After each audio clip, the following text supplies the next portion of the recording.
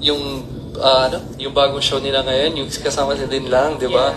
Gerald Anderson may binuking tungkol kay Kim Chu. Sa isang interview, ay may binuking si Gerald tungkol kay Kim, at kung gaano niya ito nakilala as palaban, at natuwa si Gerald sa naging mga achievements ni Kim Chu. Si Gerald ay naging ex-boyfriend ni Kim Chu bago pa man naging sila ni Sian Lim.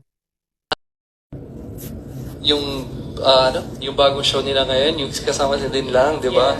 Nakakatuwa kasi ang narinig ko na parang ibang Kim yung nakikita nila, ibang Jay meron. Pero I'm happy for her because talagang yun yung perfect word of hard worker talaga yan.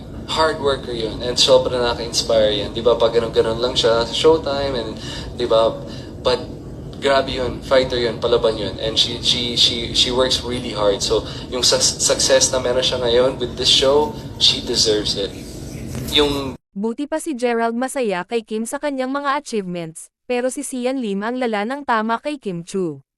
Kanina nga sa It's Showtime ay nagpaparinig itong si Kimi tungkol sa pinagpalit, kung saan ay natanong siya ni Vice kung saan mas gusto niya, ipagpalit sa laro ba or sa tao.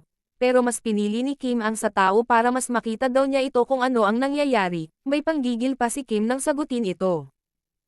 Sitwasyon na pwede kang mamili. Saan mo pipiliin na ipagpalit ka sana? Sa laro o sa tao? Sa tao, para may panggalitan talaga ako, para makita ko talaga kung ano ang nangyayari sa kanya. Yung laro Be careful what you wish for. Oy! nangyayari. Pinapili.